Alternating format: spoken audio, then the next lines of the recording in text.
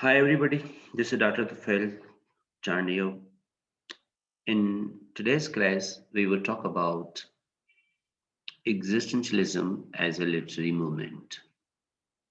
In our last class, we talked at great length on various literary movements in English literature. We begin this course with post this a new classicism. Then we talked about romanticism as a literary movement, and afterwards we entered realism when the literature started to depict the realities of the societies. And after realism, with the advent of psychological theories, the lens of literature shifted towards inward things, and we started to talk about naturalism, that how the nature and environment, other things are going to impact human behavior and the circumstances, and that man become as an agent of this environment and the natural circumstances. Later on, after naturalism, there was a movement of Dadaism, Surrealism, and then we started to talk about Vijdan, intuitions of Kant, and then we discussed this movement of transcendentalism. And now we have almost reached this the period of after First World War and Second World War, and these are the questions. These war especially it raised many questions of human existence and the purpose of human life, and the world become very much complex. You know that 19th century basically was the age of a confidence of Hegel, where everything had a solution. But the 20th century was the age of a crisis, and this crisis raised many questions for a human being. Who am I? What's the purpose of my life? Where from I have come, and where would I go? And many other questions. These philosophers they started to talk about on these questions, and Hegel, who believed that every phenomena and a problem, every solution, and everything has a certain definable, every phenomena has a certain definable solution. But our interpretations, but then there came a Kierkegaard who parted his way with Hegel, and he said that you are talking too much about institutions, but you are going to ignore the individual. And the individual has not been given importance. And later on, these theories of existentialism, it came into existence, and then we have a different existentialist philosophers, may it be religious existentialist like Kierkegaard, or there are secular existentialists, and then we have some uh, atheist existentialist, but they have different aspect and different stance on this matter of human existence. But this is a long debate when we talk about existentialism.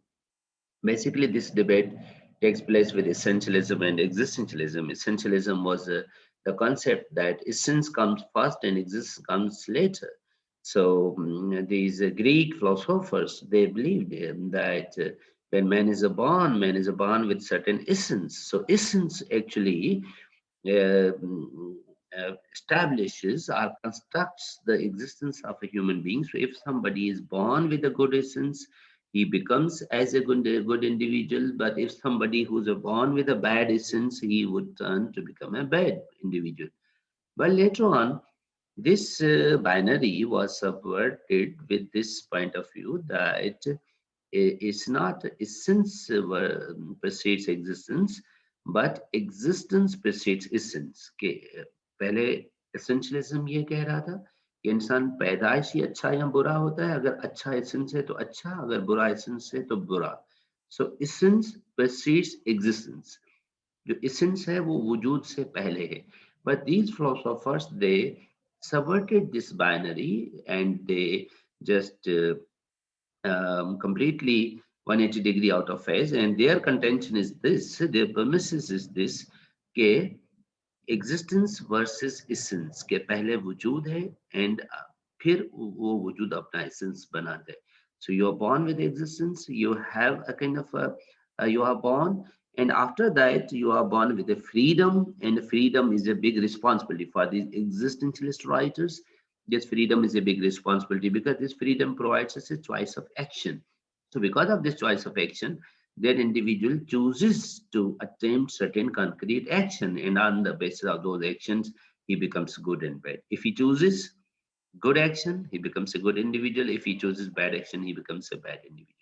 So, that is existence that is going to determine or that's going to shape the essence of an individual. So let us debate, move forward to plumb the depth of this content and this topic. So existentialism as a literary movement, when we look at, okay, that talks about human existence, what man is, and how human existence could be. Okay. So once you are born, there are many questions. Okay, there are, that there are two main things, that whether you are born with certain purpose or you devise your purpose. So we have a different point of view, and the different philosophers in different ages have tried to add certain answers to these questions, but again, these questions remain unanswered. In every age, in every period, our challenges get revised, and with the renewed challenges our questions get renewed, and once these questions get renewed, we need a renewed answers to those renewed questions.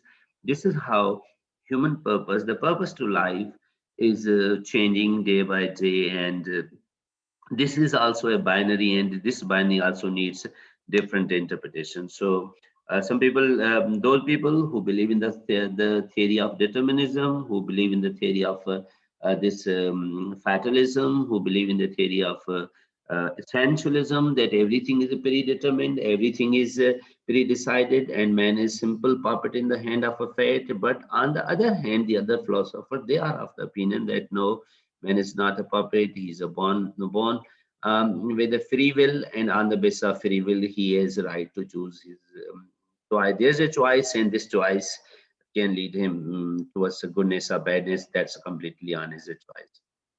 So man is not a puppet in the hands of nature, and sorry, in the hands of a fate, but he has a free will to exercise. So then they said that man is not a born, but he's a thrown in a sense that one day he is thrown in this world. That he's not being consulted. Nobody consulted him at the time of birth that what family he wants to be born in, what parents he wants to be born with, what country he wants to be born in, and what time period he wants to be born in, but he is simply thrown. And once he is thrown in the world, he is thrown with the freedom. And what is this freedom? He comes here, and one day he realizes that he is my father, she's my mother, I live in a such and such country. So these all things are just imposed on the identity of that individual, and later on that individual connecting himself or herself with those predetermined circumstances, he starts living is a life, and in that life he has choices, and out of these choices he makes his fate. He makes his essence or identity, or that becomes a kind of a known piece of his life. So this is how this theory moves forward. Okay, this is as I mentioned, the 19th century was the age of confidence, and Hegel was their philosophers, and he had a solution to every problem, and they believed that everything is has a certain interpretations. But once we entered into the 20th century is age of a crisis. And why we call them a crisis? Because 20th century has seen so many issues. You have witnessed wars after wars, First World War, Second World War, and revolutions, and the shocks, and the shocks, and the jerks, and jolts, and troubles, and tribulations. These all things have jolted human conscience on the one hand. On the other hand, this is also called the age of disillusion. Why we call it a disillusion? हम एक गलती में मुगालते में थे कि science और materialistic तरक्की इंसान की जिंदगी को जन्नत बना देगी, लेकिन फर्स्ट वर्ल्ड और सेकंड वर्ल्ड की जंग की जो जुल्म बर्बरियत थी, it was such annihilations, or say the devastations at such a large scale that the people got, wow. So this is the outcome of this all civilizational and scientific and educational and academic and political and institutionalized progress. So the people just got disillusioned and everything. Why people got disillusioned? People believed that science would save man, but it resulted in atomic bomb. People believed that religion could save them, but ultimately in Second World War, they all were fighting. They were Christian, but they didn't care of other countries. And people believed that the national identity would save them, but in Second World War, these Nazi soldiers, they didn't care for the nationality, and they didn't respect any border, they didn't respect any color, they didn't respect any creed and nation. So that again, the people believe that parents or family could save him or her, but in front of these brute soldiers, nobody dared to save the family member either. So you can think that how the things are deteriorating, and among in midst of such horrible circumstances, human existence got questioned. So all beliefs are that all expectations the people associated with the science, with the reason, with the uh, army of the country, or with the nations, with the religion, with the family, or every institute which could serve or save individual, but they failed to save humanity. So here it's become a question that if this is the purpose, then what's the ultimate purpose of human life, and who am I? It means everybody was, because in that situations, if there was a male, he was killed. If female, she was raped. So when a person was killed, a female was raped. Okay, she tried to sort out, to figure out her identity or her purpose of life coming in this world, and these were very much eternal questions. They tried to pierce and to disturb every mind living there, and they raised questions, and we entered into the stage of existentialism. So this is the background, and in you see that it started with this. There's the First World War, the Second World War, and the depressions.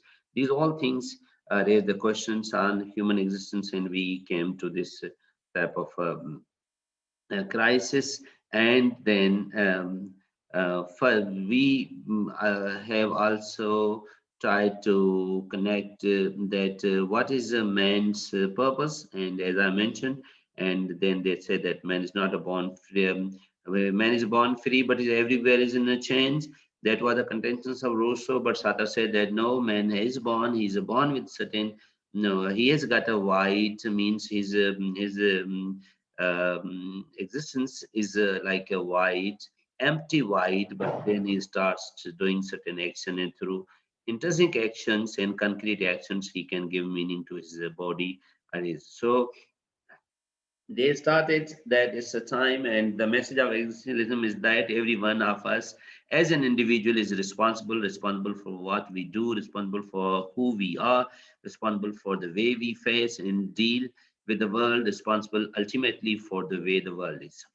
So here, man is responsible, being a free agent with the freedom and the choice of action, whatever he is, whatever his surrounding is, whatever the circumstances he is living with, whatever the social, political, and economic or religious and cultural and psychological and scientific conditions he has developed in this world, he himself is responsible, and he has option to just change the course of things if he intends so.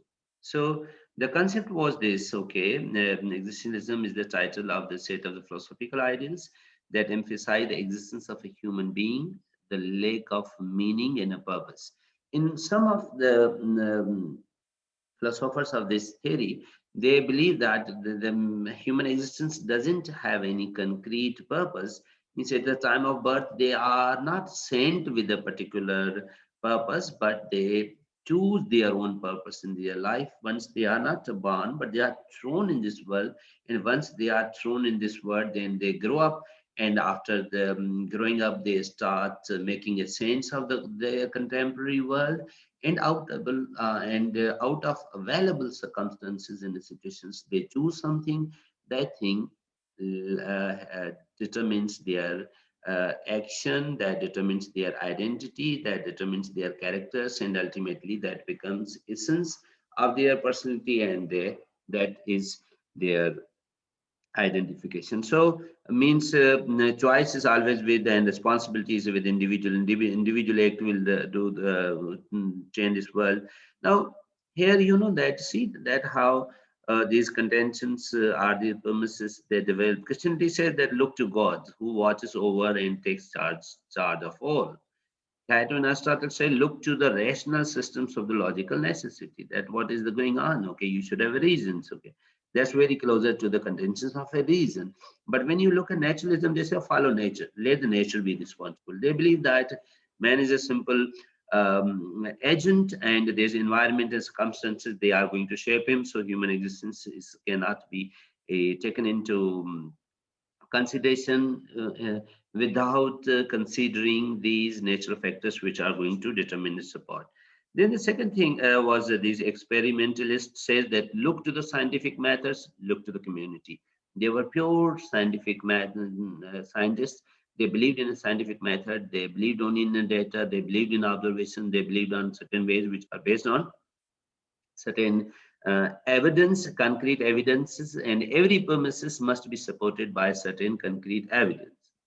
So experimentalists, they came up with these empirical studies, but existentialists say, look to your own choice. Here, the main thing which this theory is different is that whatever the individual is, that is because of his or her choice, because he has a freedom. And this freedom is going to determine his character and identity and his outcome. So man is born, if somebody is born poor, that could be that circumstances, but afterwards, if he is a poor, that he chooses to be a poor. Even he said that if somebody says that I didn't wish to marry, but somebody another come forced me to get married to that person, then again these existentialists, there was a question that why did you let that person to force you? You could have done the other way. So you chose to the person to force you. So again, allowing that person to force you is your choice. And you had a freedom to choose or reject. So they believe that even these things are because of the choice of an individual, and individual is responsible for that thing. He can't blame other external forces for this. What are basic concepts? What is a life? What is my place in it? What choices does this obligate me to make? Significance of individuals, importance of patience, irrational aspects of life, and importance of human freedom. These are some of the basic key characteristics, are the key tenets of this theory, what it refers to. And who am I? Why have I been born? And what's the purpose in my life? Where from I have come? Where would I go? What is the aim in my life? And what is the ultimate? Why should I care the people? Why should I do this and certain actions? And what would be the outcome? What if I care for other people, what should I not? So means that these were the questions what a man tried to answer, because before this, in the religious school of thought, they tried to give answer, to give interpretation to these questions from the vantage point of religion. But afterwards, these scientific studies and the psychological studies and other new fields of studies emerged.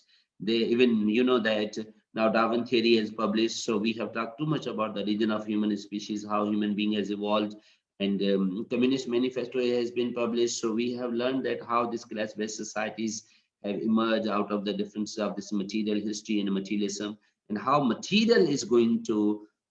This was very wonderful contentions what Marx added, that it's not only human agency that is going to add something to this society, or that's going to influence the society, but even the material has power to influence the history. And there was a material history. What is the contributions of a material in a history making? So we talked too much about this dialectical materialism and this thing. So these were the questions this theory is trying to answer, that how human being is an agent of his free will, and what is his role to take this thing. Okay, so when we talk about some of the basic philosophers, we have this essentialism versus existentialism.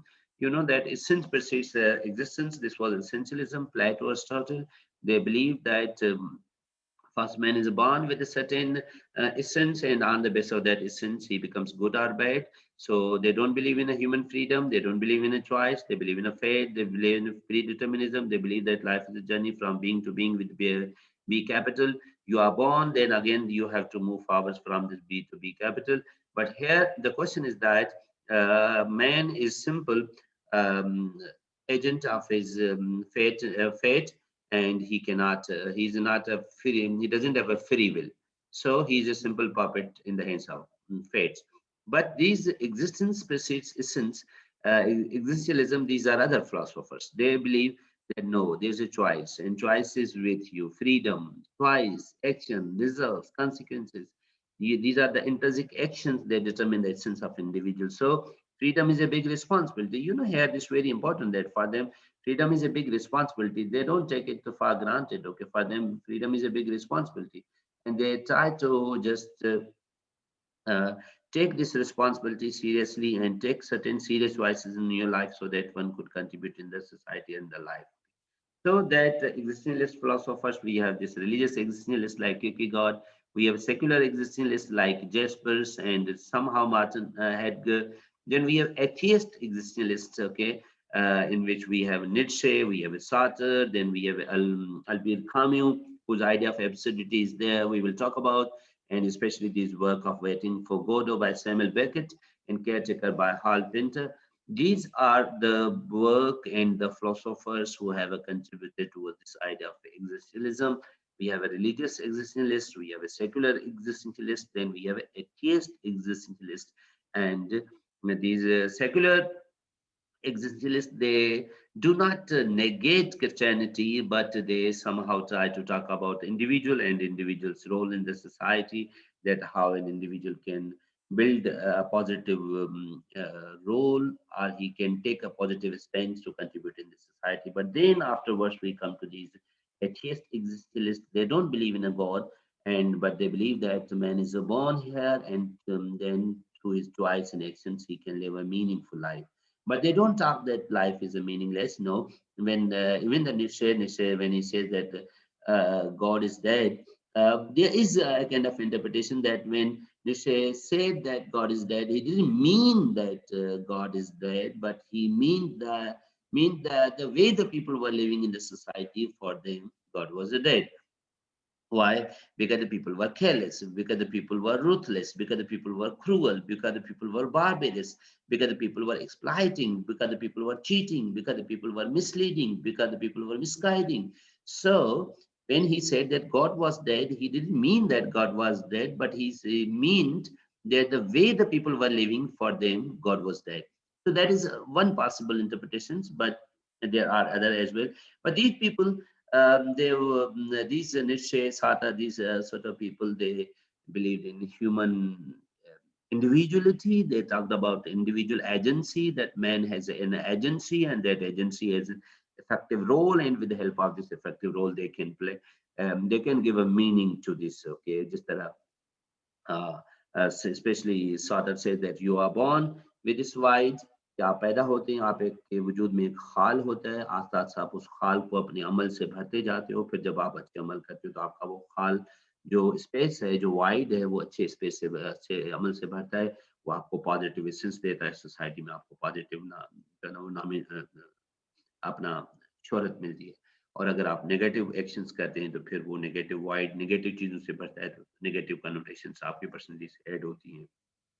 So, but again, this is your choice, and you are born with this choice, and choice is always with you. And this, but Albir Camus, he was there, but he parted his way with his teacher, I mean Sartre, but he, because Sartre and the other people, they tried to connect these all theories with these concepts of class-based societies and communism and socialism and other type of things.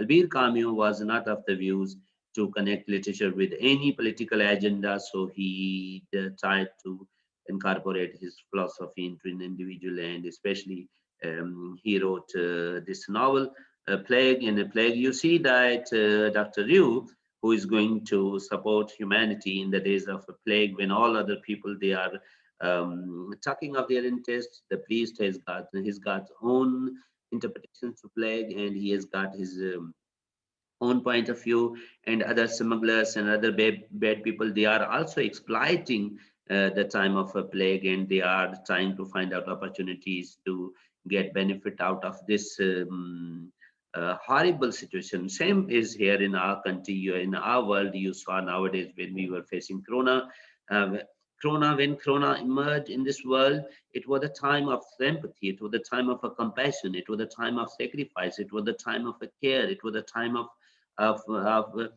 this devotional contribution towards the humanity. But what we saw, the people, they were selling a substandard, um, what we say, sanitizers and masks disappeared from the market. And the people were unable even to get a mask within 200, 300. So, same thing we witnessed in Albert Camus' novel, The Plague.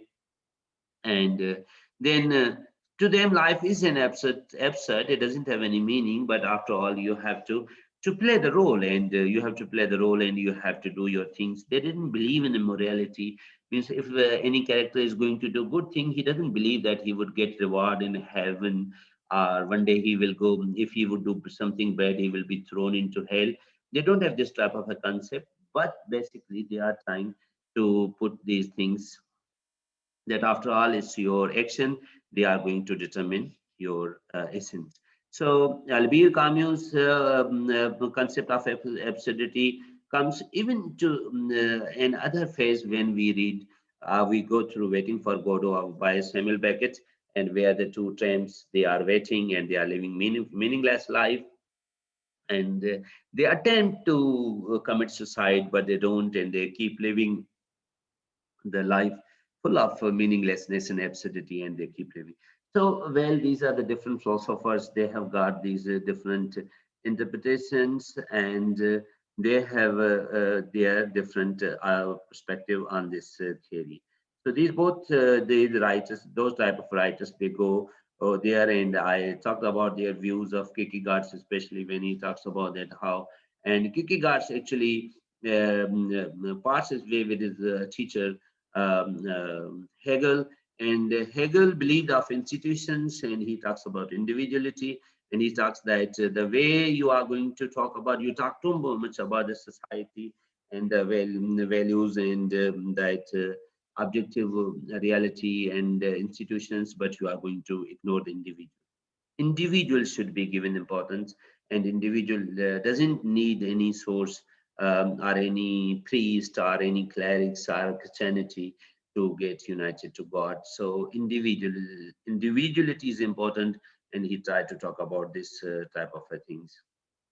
So, and he said that this living basically is arbitrary act that existentialism finds most objectionable. That is when someone or society tries to impose or demand that their beliefs or values or rules by faithfully accepted and obeyed. So they believe that individual should be given way. Individual should sort out his belief and values and character and conduct and good and bad. We should allow the individual to negotiate his place in the society and his role in the society, and to determine that what is good for the society, and then he should be allowed to practice this thing. So that was the things. And then Kierkegaard, as I talked about, and he was the person giving priority to concrete human reality over abstract thinking, highlighting the importance of a personal choice and a commitment. And he said that what I really need is to get clear about what I must do, not what I must know. So this is a very important thing. What you know is not important, but Kierkegaard said that what you do is important. Now, how would you be able to find the truth, which is the truth for me, to find the idea for which I am willing to live and die? So here you think that Kierkegaard is switching this lens from individuality, from Hegel's institutionalizations towards individual being individuality and individual agency, individual role, individual performance, and individual conviction, individual priorities, which are going to shape another kind of identity. So here was the concept of this subjective truth and objective truth comes from the external, subjective truth, okay, things beyond us. But subjective truth comes from within us. Kierkegaard writings are the beginning of modern existentialism. For him, the individual's existence is where it all starts. So he is, I clearly mentioned that he talks about individual. Believe people, Kierkegaard believed people in the 19th century to be in despair over being human. People didn't want to exist outside of the crowd. So they were living in a crowd in the sense that they were living as a collective morality, but the people didn't have their individual morality. He argued that a person who follows the crowd doesn't choose his or her own identity. So this is an imposed identity where the crowd has imposed. You don't have your own preferences. Individuality is there, which is being ignored, and that is a far cry. So the problem for the individual in Kierkegaard's view that God has physically hidden himself from us. There is an infinite abyss between us and God. Therefore, we must struggle to make decisions in the absolute isolation from God. But how? Yes, you have to make decisions, and you must struggle to make decisions in absolute isolation from God. And so out of this external words, you would have to go to your individual verse, and then he talked about these teleological suspicions of the ethicals. Now he said that what is the objective reality? Sometimes it can misguide us. So we have to go to subjective reality, and subjective reality is apparently it looks illogical, but again it has its significance. So because reason is of no value. When God deals with us individuals, his commands are often irrational and unique to the individual. He said that when God deals us individually, then God doesn't deal us with the reason. Especially this teleological suspensions of ethical is a very much famous example what he quoted, in which he gave you the example. Here you saw that is Abraham, and he has got a command from his Lord to slaughter his son, and he doesn't. What is the reason? Reason says that it is not good to slaughter his own son, but it is God's commandment. So he suspends his reason and follows the command of God.